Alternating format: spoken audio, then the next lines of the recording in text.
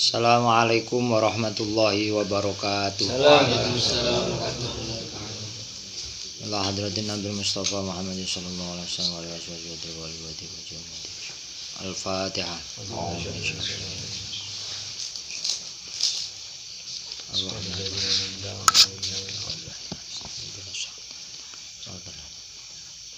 Allah hadratin khani min al-anbiya wa sallam. Syekh Jamaluddin Al-Qasim Musafir Muhammad bin Muhammad Al-Ghazali. Al-Fatihah. A'udzubillahi minasyaitonir rajim.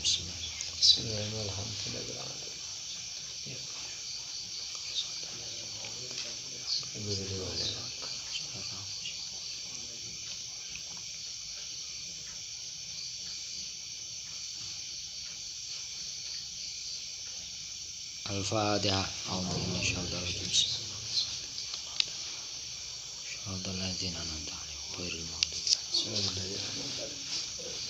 Bismillahirrahmanirrahim.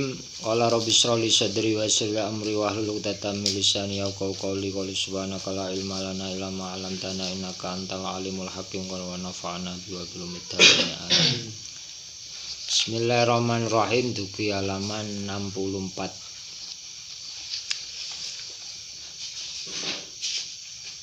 Wa yurwa anal Ka'batan iki. Bismillahirrahmanirrahim. Wa yurwa lan den riwayataken apa anal Ka'bata setune Ka'bah iku tuhsaru den giring apa Ka'bah kal arusi kaya dene manten al masfufati kang den temokaken. Wa kulluman utawi saben-saben wong hajaha kang haji sapa man ing Ka'bah iku muta'alliqun gandolan bi astariha kelawan pira-pira selambune Ka'bah. Yas'auna lumaku sapa man haulaha ing dalem kiwa tengene Ka'bah hatta tadkhula sehingga mlebu apa Ka'bah al jannata ing swarga. Terus wonten riwayat bahwa Ka'bah yang menjadi Baitul Atiq atau omah atau rumah purba atau bangunan yang sangat kuno nggih punika benten akhirat nggih punika digiring kaya dene manten anyar. Artosipun sinten mawon sing pernah melaksanakan ibadah haji ataupun umroh punika badhe gandolan selambu-selambune Ka'bah. Artosipun nanti akan masuk surga bersama-sama dengan Ka'bah. Artosipun nggih ganjarane nggih dipun trami kalian Allah Subhanahu wa taala. Karena saking barokahe saking mulyane Baitullah. Wa anil Hasanil Basri lan saking Hasan Basri radhiyallahu anhu dipun critakaken saking Imam Hasan Al Basri anna shadaqata dirhamin setune sedekah sak dirham via ing dalem Ka'bah iku bimiati alfin den tikelaken kelawan 100.000. Wa kadzalika lan iku kaya dene mengkono-mengkono sedekah dirham kullu hasanatin utawi saben-saben kebagusan bimiati alfin den tikelaken kelawan 100.000. Wa yuqalu lan den ucapaken apa innas sayyiati setuhune pira-pira ala iku tudha'afu den tikelaken apa sayyiat biha ing dalam Ka'bah kama tudha'afu kaya oleh den tikelaken apa al hasanatu pira-pira kebagusan. Terus ketika kita melakukan kebaikan contoh kados sedekah memberikan sesuatu kepada orang lain ten Makatul Mukarramah ten tanah suci punika ganjarane ditikelne pinten 100.000 mi'atu alaf 100.000 Begitu juga kebaikan-kebaikan yang lain. Jadi ketika kula panjenengan nglampahi satu kebaikan ten tanah haram, ten tanah suci niku tikele nggih pinten 100.000. Berarti mamane jenengan ten mriko napa nyemplungi kotak amal ten Masjidil Haram. Wonten napa mboten kotak amal ten Masjidil Haram? Senate mriko sinten? Nyemplungi 2000 berarti ditikelne 100.000. Berarti kaya dene nyemplungi pinten? 2000 dikalikan 100.000 berarti nggih 200.000. Jenengan sedekah 1 juta berarti nggih dadi 200 juta. Berarti jenengan salat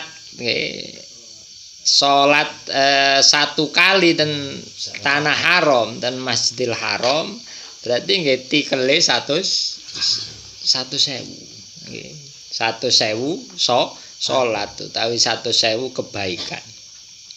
Maka luar biasa. Nah, tapi nggih perlu diingat juga ada mukobalahnya, ada kebalikannya. Ketika kita temriko melakukan kesalahan, innas sayyi'atu dha'afu biya kama tudha'aful hasanat. Mamane temriko jenengan kok ngrasani wong pisan, berarti dosane nggih ditikelne 100.000. Nggih. Terus kok jenengan temriko melakukan sebuah kejelekan, nggih, sebuah kesalahan satu, nggih. Umpamane nggih pas napa tawaf nggih dengan sengaja nyenggol rondo lah, nggih. Nyenggol rondo. Berarti dosane nggih padha karo nyenggol rondo pinten 100.000 lah berat ah nggih. Berat nggih. Maka ketika kita saged melaksanakan ibadah haji, ketika kula panjenengan saged melaksanakan ibadah umroh, maka betul-betul di samping kita harus paham secara fikihnya, secara hukum fikihnya supados ibadah haji utawi umroh punika sah, punika nggih kudu belajar tentang hakikate haji. Maknane haji niku napa nggih, hikmah haji niku napa, faedah haji niku napa, supados kula panjenengan ibadah itu tidak hanya sekedar seremonial, mboten namung sekedar napa simbolis nggih. Jadi walaupun ketika kula panjenengan karena sifatnya manusia nggih itu mau melakukan suatu pekerjaan niku rata-rata manusia itu mau melakukan sebuah pekerjaan ketika dia tahu manfaatnya, ketika dia tahu faedahnya, maka dia akan melakukan sesuatu itu dengan ikhlas, dengan rela. Jenengan purun kerja karena jenengan eruh faedahe kerja iku apa, manfaate kerja niku napa yang menguntungkan bagi kita nggih. Seandainya jenengan mboten roh manfaate kerja, ora roh faedahe kerja, enggak roh hikmahe kerja, jenengan mamane kan kerja nggih mboten kira purun, mamane kan garap sawah nggih, enggak ngerti manfaate ben apa nggih, faedahe apa jenengan nggih ora gelem. Tapi berhubung jenengan semerap nggih manfaate masih nggih soro-soro, kadang ya rugi barang nggih. Ya malih pas rugi niku sak RW roh kabeh nggih. Lah pas napa jenenge pas sukses niku kadang bojone ya ora roh nggih. Nah, itu kita mau melakukan nggih. Begitu juga ketika kula panjenengan ibadah haji maupun umroh, ketika jenengan semerap hikmahnya, semerap manfaate, semerap faedahe, maka kula panjenengan akan bisa melaksanakan ibadah itu juga dengan bisa hikmah, saged napa nggih meresapi, saged merasakan nikmatnya melaksanakan ibadah haji. Karena napa? Karena Ka'bah utawi Mekah itu memang tempat yang istimewa, yang diistimewakan oleh Allah Subhanahu wa taala. Di antaranya karena temriku lahire junjungan kita Kanjeng Nabi Muhammad sallallahu alaihi wasallam. Niku pun jelas karena Ka'bah niku kan napa jenenge dataran rendah yang dikelilingi oleh gunung-gunung. Lah ten etane Ka'bah niku Makla namine perkampungan Makla yang sebelah barat daya niku Misfalah nggih. Lah Kanjeng Nabi niku termasuk saking Makla. Berarti Kanjeng Nabi niku perkampungane oleh etane Ka'bah. Lah tempat lahir Kanjeng Nabi sakmangke ingkang dados maktabah utawi jenengan mriku ingkang dados perpustakaan niku. Sakmangke. Nah, yang nomor 2 Mekah adalah tempatnya bangunan. Yang mana bangunan itu sangat dimuliakan. Mulai zamane Nabi Adam alaihissalam, mulai zamane Nabi Ibrahim alaihissalam. Tempat itu sangat diagungkan bahkan oleh agama-agama yang lain. Yang selanjutnya Mekah itu luar biasa, tidak ada tempat di dunia ini yang mana Allah menyuruh untuk menziarahi, untuk mengunjungi, kecuali hanya Mekah. Secara perintah, secara syariat, Allah memerintahkan kepada kaulo-kaulone kon ngunjungi Ka'bah lewat nopo ibadah haji, lewat ibadah umroh bagi yang mampu. Di tempat lain nggak ada instruksi lek mampu awakmu kudu berkunjung nong Paduk Sari, nggak enek. Awakmu lek mampu seumur hidup kudu berkunjung nong Irak, mboten-mboten. Ten Karbala mboten-mboten. Tapi hanya Mekah lah, hanya tanah suci Mekah yang Allah mewajibkan kepada hambanya ingkang sampun mampu ken nglampahi, ken ziarahi Ka'bah. Dan masih banyak kemuliaan-kemuliaan yang lain. Mulakan ketika panjenengan ten tanah suci punika nggih kudu nata dohir ugi nata batin. Walama adalan ing dalam semangsane bali sapa Rasulullah sallallahu alaihi wasallam ila Makkah maring Makkah ketika Kanjeng Nabi saged ketika mantun hijrah ten Madinah. Kemudian Nabi punika saged kembali lagi ke Mekah setelah Fathu Makkah, pembebasan atau penaklukan Mekah. Istiqbala mongko madhep sapa Kanjeng Nabi al-Ka'bata ing Ka'bah. Wa qala lan dawuh sapa Kanjeng Nabi, innaki setuhune sira Ka'bah iku la khairu ardillahi azza wa jalla, nyekti luweh baguse bumine Allah azza wa jalla. Wa ahabbu biladillahi ta'ala lan luweh den demenine negarane Allah taala ilayya maring ingsun. Walaula anilan lamuno ora ana setune ingsun iku ukhristu den tokaken sapa ingsun mingki saking sira Ka'bah lama kharajtu mongko nyekti ora metu sapa ingsun.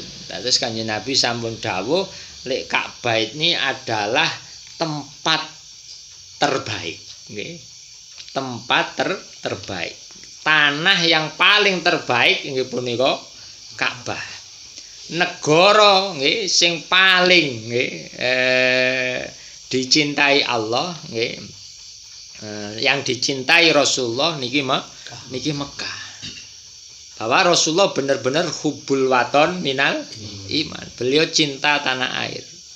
Bahkan beliau mengatakan walau la'anni ukhristu minki lama kharatu, seandainya saya tidak diusir, tidak dikeluarkan dari Mekah, Karena saya mementingkan sahabat-sahabat saya yang sudah ditindas sedemikian rupa oleh orang-orang kafir Quraisy, orang-orang musyrik Quraisy, tentu saya tidak akan meninggalkan Mekah.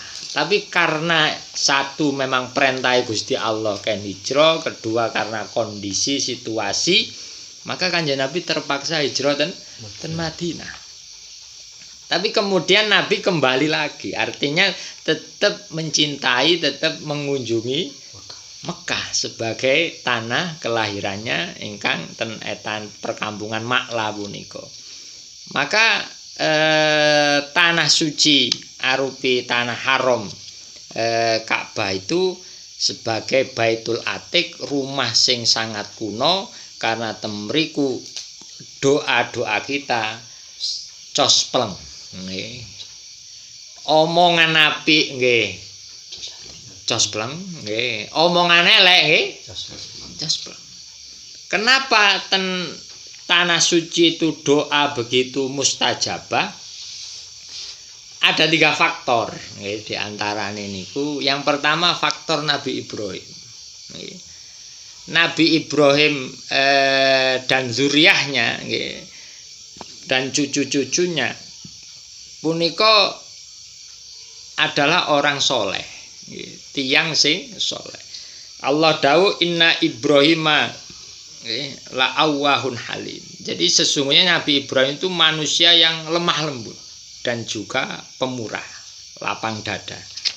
Nah, karena Nabi Ibrahim niki tiyang soleh, lah orang soleh itu pasti akan meninggalkan asar-asar utawi bekas-bekas yang positif dimanapun dia berpijak. Tiyang soleh niku mesti ninggalne jejak-jejak bekas-bekase yang positif, sing sae. Lah Mekah dan sekitarnya itu adalah tempat Nabi Ibrahim ibadah. Tempat Nabi Ibrahim muji dumateng Allah Subhanahu wa ta'ala. Lah orang soleh, orang yang hatinya makin ikhlas, maka dia akan memancarkan sebuah aura sing positif. Makanya di antara tombo ati niku salah satunya adalah kumpulono wong kang soleh. Kenapa? Karena ketika kita berkumpul dengan orang soleh, berkumpul dengan para aulia, para ulama atau orang-orang soleh, maka di situ wonten pengaruh, wonten pengaruh yang menyebabkan orang sing kumpul kali wong soleh niku wau akan menjadi dia itu perilakunya berubah. Kranten nopo? Kranten orang soleh itu memancarkan sing istilahnya aura positif. Ketika orang itu makin soleh, makin hatinya ikhlas, maka aura yang dimunculkan, energi positifnya niku juga akan makin banter, akan makin besar lah powernya. Makanya mboten usah kaget ketika melihat para ulama, ketika ulama itu hatinya makin bersih, jenengan longgo sandinge tok atau bareng tok niku jenengan wis ayem. Rasane ati niku pun tentrem, pun damai. Wis ilang kabeh masalah nang omah sing rawet wis ora karu-karuan niku wis ilang kabeh. Nggih. Ketika ulama itu hatinya makin bersih dan bersih, maka dia akan bisa berpengaruh. Nggih. Kalau dalam bahasa ilmiah niku kan manusia itu napa jenis, jadi gelombang elektromagnetik, jadi kita ini kan ketika kita bersuara niku hakikate kan kita memancarkan gelombang, pita suara kita bergetar. Kan ora ketok, nggih, maksudnya diwasne ora ketok. Ketika kita bergerak pun, nggih, bergerak ngeten iki. Sebenarnya kita juga memantul-mantulkan gelombang, nggih.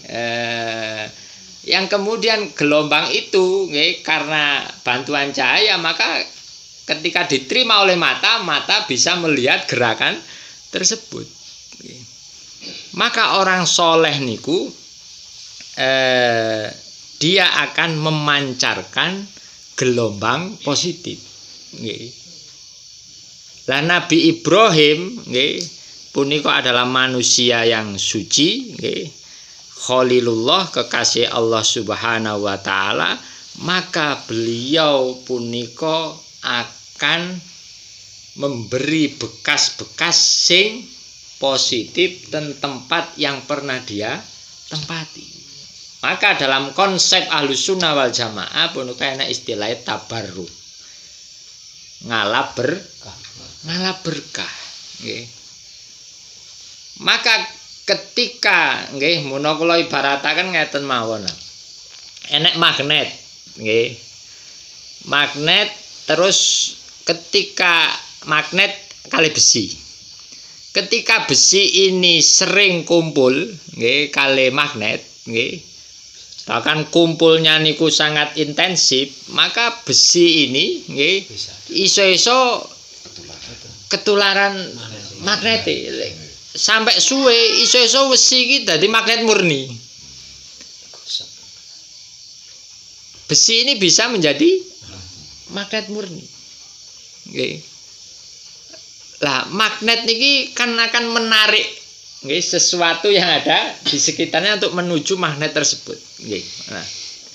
Lah magnet niku umpamane Nabi Ibrahim punya magnet yang luar biasa, nggih. Magnet kesolehan, magnet positif. Ketika beliau menyentuh sesuatu di tempat sujudnya, dia pernah ibadah temriku, maka tempat-tempat itu nggih akan juga ada magnetnya yang akan napa jenenge saged nyedot perkara-perkara sing apik. Niku satu. Yang kedua, faktor ten mriko niku doa sangat mustajabah. Kedua adalah faktor Hajar Aswad. Nggih. Hajar Aswad niku kan konon itu batu surga. Dhisik warnane putih terus mudhun ten donya nggih. Karena nggih diuthiki menungso nggih akhire malih dadi ireng nggih. Malih dadi ireng nggih. Lah Hajar Aswad punika itu bisa menjadi pengantar nggih. Pengantar untuk supaya energi positif itu cepat sampai ke langit. Cepat sampai ten arasipun Allah Subhanahu wa taala. Contoh tiang sing menghipnotis. Orang yang ingin menghipnotis korbannya, nggih, itu mesti pakai perantara.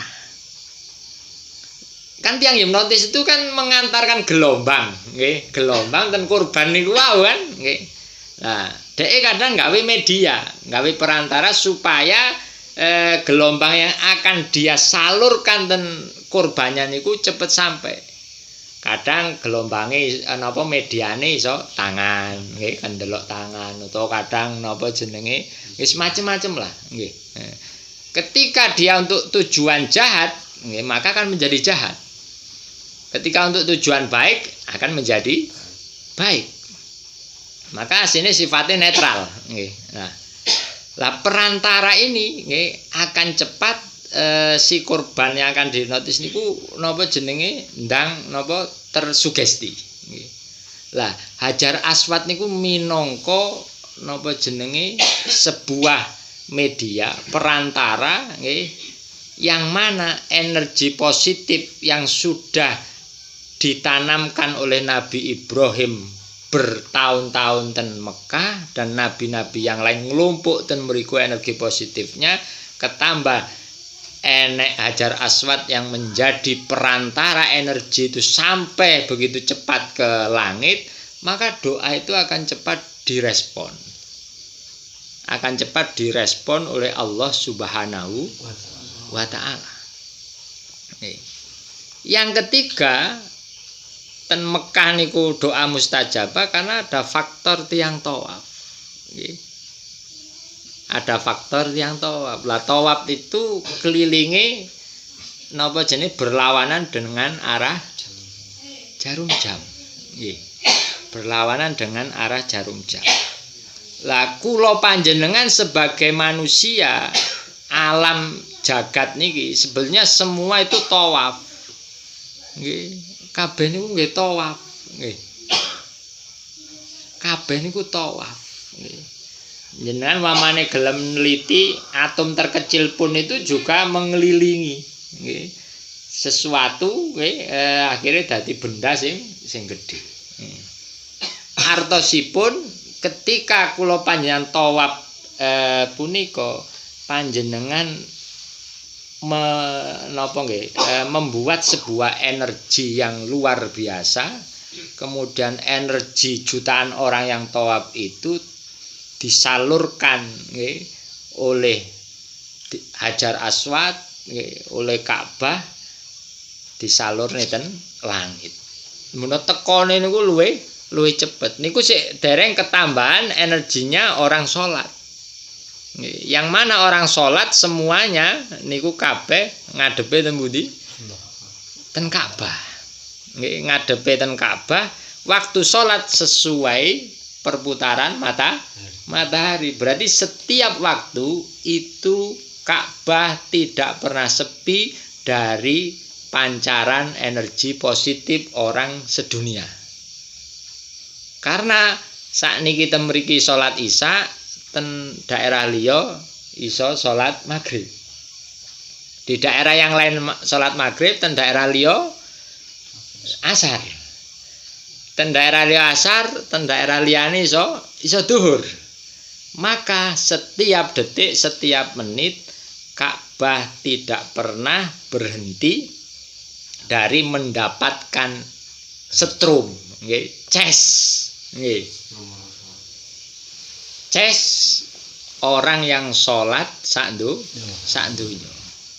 Kranten napa? Karena kula panjenengan punika nggih sebagai manusia, kita itu kan nggih biolistrik, artinya badan kita nggih niki napa nggih setiap ketika kita berpikir pun niku asine kan nggih napa jenenge enek gelombang ya. Awake berpikir niku mono nganu kan nggih enek gelombang. Itu sudah ada alat yang bisa melihat itu. Kalau orang berpikir itu pasti akan ada gelombang nggih. Jenengan ngomong nggih enek gelombang nggih. Kula ngomong ngeten iki asine kan nggawa gelombang nggih. Nah, gelombange kan digawa udara nggih. Makanya seandainya udara atau angin iki mandek sak menit ae nggih. Yen ya ora iso ngrungokne suaraku. Nggih. Akhirnya diterima oleh telinga nggih. Mripate awake niku nggih, asine nggih gak iso ndelok.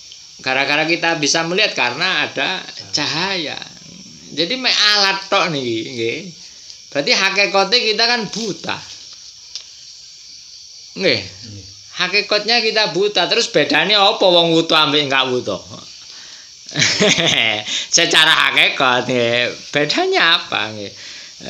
Karena masih awake saged ningali mamane enggak enek cahaya nggih, pangga nggih gelap nggih. Gelap gulita. Tapi kita bisa merasakan. Maka oleh karena itu ketika Ka'bah ini satu wis ketambahan energi positifnya orang-orang soleh, ketambahan Hajar Aswad sebagai konduktornya, perantara untuk mengumpulkan semua energi yang positif nih, wow. Ketambahan ditambah energi nih wong sing tawaf berjuta-juta orang, ketambahan energi positifnya wong sing salat sak donya. Niku njan bayangkan seberapa besar energi yang ada di Ka'bah niku wow. Maka ketika energi itu begitu besar, nggih, maka dia akan memancarkan sangat jauh. Analoginya kayak tiang siaran radio. Tiang siaran radio suarane kan diolah nggih, di sebuah alat nggih gelombang niku. Terus ngono disalurkan ke pemancar nggih. Ketika pemancarnya itu powernya kecil, maka jangkauan suara yang diterima dari radio niku jauh napa cedek? Cedek. Ketika pemancarnya itu makin besar, nggih, powere, maka jangkauan suaranya itu makin besar, makin jauh. Lah di Ka'bah itu powernya itu Masya Allah luar biasa.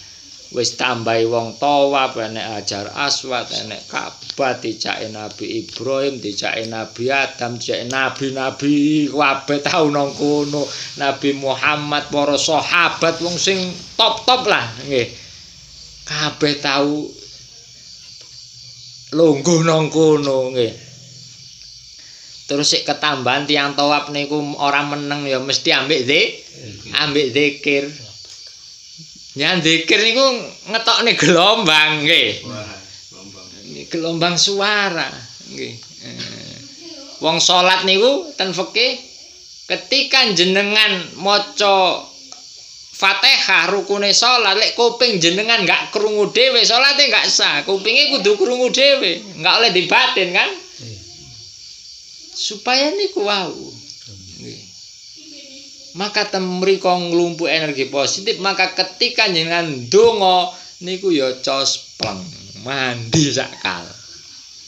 Ketika jenengan elekan nggih melakukan sebuah kejelekan, maka ya langsung mandi nggih. Maka ketika ten masjid barang napa luwih ayem nggih. Pas menjero masjid luwih adem, luwih ayem nggih. Karena napa? Karena ten masjid niku tempate damel salat, damel maos Al-Qur'an, damel hal-hal sing positif. Maka ketika rumah itu tidak pernah dibuat salat, ketika rumah niku enggak pernah dibuat untuk ngaji, enggak pernah digawe majelis zikir, enggak pernah digawe tibaan dan lain sebagainya, enggak tahu gawe maca Quran, maka rumah itu auranya mboten wonten.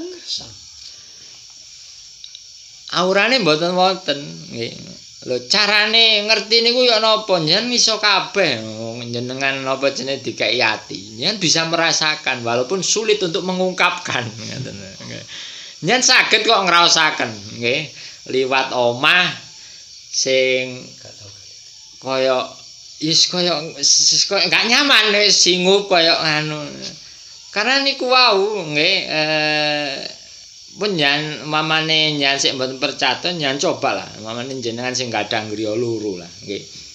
Nyoba omah sing setunggal nggih mendinten jan damel maos Quran nggih. Mungkin meneng-meneng nggih damel ngundang tangga gawe tahlilan, gawe tibaan, manakiban sak piturute. Gawe ngaji, gawe nganu nggih. Terus sing sijine nggih wis nyan jaraken nyan ngomong ten napa wong-wong wis pokoke omah iki khusus gawe maksiat. Saya hibahkan untuk maksiat. Kendel-kendelan lah. Akhire ben bengi niku wis gawe dugem, gawe sus pokoke omah wis gawe ora karu-karuan. Nggih. Saulan ae nggih atau seminggu ae. Anda akan bisa merasakan napa jenenge aurane griya niku ngoten. Karena apa nggih niku wau. Jadi hikmah-hikmah atau faedah seperti itu kita perlu tahu untuk menguatkan. Nggih, untuk menguatkan, bukan kita mau napa dekonstruksi utawa mau menentang syariat niku mboten. Karena syariat Islam nggih itu entah kula panjenengan roh hikmah utawi mboten niku tetep jalan. Nggih. Hikmah itu hanya untuk kita supados luweh mantep, supados kula panjenengan luweh yakin. Makanya ten Makkah ten Ka'bah niku luar biasa. Karena ten mriko kumpule nggih energi sing napa nggih muna wonten napa pembangkit listrik niku muna ten mriko niku wis pusate lah. Pusate lah nggih. Jadi muna awake HP niku dicas berarti kan enek energine kan nggih. Nggih kan? Intine HP niku nggih paling penting dari HP napa? Aplikasi utawa napa jenenge pulsa, kuota mboten. Paling penting nggih baterene nggih. Jenengan pulsane isine 1 juta. Terus aplikasine wis diinstal kabeh lah, mulai wis WA sak piturute. Enggak enek batune nggih. Baterene lobet nggih, baterai nggih. Baterene entek. Saged digunakan apa mboten? Mboten saged nggih. Mas yo merke sembarang nggih. Mboten saged nggih. Berarti butuh cas. Butuh cas, nggih kan? Lah awake nggih ati kula panjenengan sedaya punika nggih kudu butuh cas. Nggih. Lah ngecese napa disambungne nang Ka'bah nggih. Disambungne ten Ka'bah. Ngapunten jenengan lampu niki murup enek cethetan niku nggih. Nek dicethetne murup cethetne meneh mati. Karena menduwina sering nyethetne ngoten niku nggih. Awake duwe pikiran sing ngurupne lampu niku cethetan sakral. Napa cethetan niku bahasane? Saklar. Padahal asline mboten niku. Itu hanya untuk memudahkan kita menghidupkan lampu. Tapi hakikate energi itu mang dugi pundi? Dugi pusate listrik niku. Ayo. Dugi pusate. Cuma karena kita sering wis bendina diulang-ulang akhirnya koyok kita terkontaminasi oleh kebiasaan. Koyok iku hal biasa lah. Awake bendina roh wit klapa akhirnya wis biasa klapa wis duduk ayate pangeran. Karena bendina wis seru bendina mecahi klapa nggih. Padahal iku ayate Gusti Allah nggih, tanda-tanda kekuasaane Allah yang luar biasa. Baru awake mikir oleh ayate Gusti Allah pas nek bledek bau wanter nggih ngeneki klapane langsung pecah dadi 6. Waduh, Masya Allah. Allahu Akbar. Lah napa bedane? Kabeh niku kuasane Allah Subhanahu wa taala. Maka supados aplikasi yang ada di tubuh kita punika saged kita gunakan dengan sebaik-baiknya. Napa hardware, software sik kenek, maka awake kudu ngeces. Lah ngecese napa? Nggih kalih salat. Nggih kalih maca Quran, sunah maca Quran madhep kiblat, ngeces enek sambunge. Nggih. Kalih pusat energi positif sing wonten Ka'bah. Nggih. Jadi ketika kita sholat itu berarti temriku awake asine nyambung, nggih. Energinya kita hantarkan ke Ka'bah yang di sana pusat, kemudian nanti awake oleh kembaliane. Imbal balik setrum niku wau nggih. Cuma kadang enggak krasa nggih.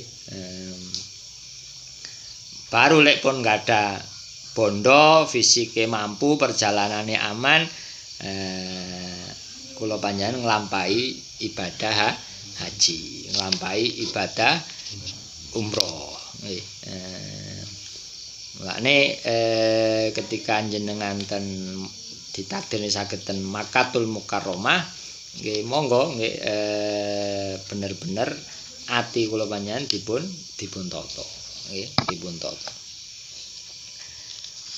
Bismillahirrahmanirrahim wa ma ba'da Makkah lan ora ana iku ing dalem sause Mekah bukatun utawi panggonan afdalu kang luwih utama min Madinati Rasulillah tinimbang Madinah Rasulullah sallallahu alaihi wasallam. Setelah Mekah tempat yang paling utama adalah Madinatu Rasulillah sallallahu alaihi wasallam. Karena apa? Karena ten Madinah wonten manusia terbaik nggih, wonten Khotamul Anbiya wal Mursalin ingkang dipun makomaken wonten tanah Madinah. Mulane dadi mulya. Mulane Nabi Muhammad punika dilairne ora pas bulan Ramadan. Nabi Muhammad gak dilairne nang Ashurul Hurum, nang Syawal, nang Dzulqa'dah, nang Dzulhijjah mboten. Nabi Muhammad dilairne nang bulan Maulid, nang bulan Rabiul Awal. Bulan Rabiul Awal bukan termasuk bulan yang dimuliakan, nggih, tapi barokah bulan niku laire Kanjeng Nabi, maka bulan niku mulya. Nggih. Maka Madinah niku mulya karena temriku wonten makomipun Rasulullah sallallahu alaihi wasallam. Kanjeng Nabi pernah mukim temriku. Nggih. Mulaaken ngapunten ketika panjenengan nggadha tiyang sepuh sing sholih nggih utawi nggadha guru sak piturute, kadang tiyang sepuh jenengan itu menggunakan suatu tempat di rumahnya itu memang tempat niku khusus. Nggih, tempat niku khusus gawe wong tuwek jenengan tahajud. Gawe wong tuwek jenengan salat duha. Gawe tiyang sepuh jenengan napa maca Quran, wiritan, zikir sak piturute, mutolaah nggih. Belajar gitu tempat beriku. Niku kadang-kadang ahli waris anak putu niku nggak ngerti konsep ta'alluq bi asari ahlillah nggih. Golek barokah nong asare nong labet-labete ahlullah yaiku wong-wong sing saleh. Akhirnya ahli warise sing tempat iku dhisik memang digawe khusus gawe ibadah ambek wong tuweke, sedeng wong tuweke mati, tempat iku gawe ndeleh gabah, gawe ndeleh rosokan, gawe ndeleh sepeda anake sing wis bobrok, ya Allah. Eman niku. Karena tempat niku singen tiang sepah jenengan, guru jenengan waman di napa? Dimulyakaken. Lek iso nggih diterusne gawe anak putune gawe napa jenenge gawe sujud, gawe salat. Karena bumi niku nangis lek wis kulino napa digawe salat jenengan, gawe sujud jenengan nggih. Terus mantun ngoten jenengan wafat bumine nangis nggih. Mulane pun ngantos dicake musala, dicake masjid, mara takmire bangkrut kabeh umpamane. Mah ngono masjide dadi kandang naudzubillah dalik. Mboten wonten nggih critane niku. Mboten, heh? Awal griya. Oh, damel gawe omah. Nah. Niku pun lek saged nggih eman nggih ngesakne bumi ini nggih. Ngesakne bumi ini. Mulane napa jenenge musala masjid niku gawe tempate sujud nggih, tempate ibadah sak piturute nggih. Dilala takmire bangkrut kabeh akhire transmigrasi kabeh nang luar Jawa umpamane. Musolane terbengkalai akhirnya daripada tempat ini tidak ada yang merawat maka dilelang untuk bioskop ya. Niku nangis bumi ini. nggih sak napa jenenge sak almarhume nggih nangis. Maksudnya napa jenenge dhisik iku tempat sing tak gawe nggih. Mulane ngapunten ulama-ulama sing enu saking adabnya luar biasa niku wonten sing enggak pernah nyelonjorne sikil nang arah Ka'bah. Saking nggih hormati nang Ka'bah. Bahkan salah satu muridnya Imam Abu Hanifah kalau mboten klintu nggih. Imam Hamad Tasinten mboten klintu itu sampai tidak pernah nyelonjorne sikile nang arah omahe gurune. Karena sakinge napa jenenge tawaduke nggih.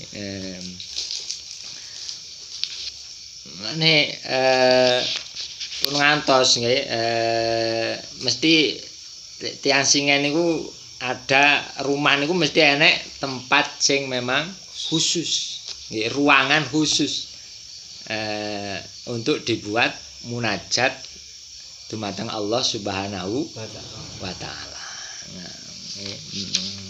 Nah, ruang-ruang khusus untuk ibadah itu nggih pun ngantos ketika yang bersangkutan sampun wafat nggih niku wau kayak ada bekakas lawas nggih kayak ada kerdus-kerdus gawe gudang lah nggih digawe gudang. Padahal ten mriku wonten napa jenenge asari ahlillah nggih. Fal a'malu mongko te pira-pira ngamal via ing dalem Madinatur Rasul aidon halimale iku mudha'afatun den tikelaken. Nggih, sami mawon ketika kula panjenengan melakukan perbuatan baik di Madinah punika nggih dipun tikelaken. Ketika nglakoni elek nggih tikelaken.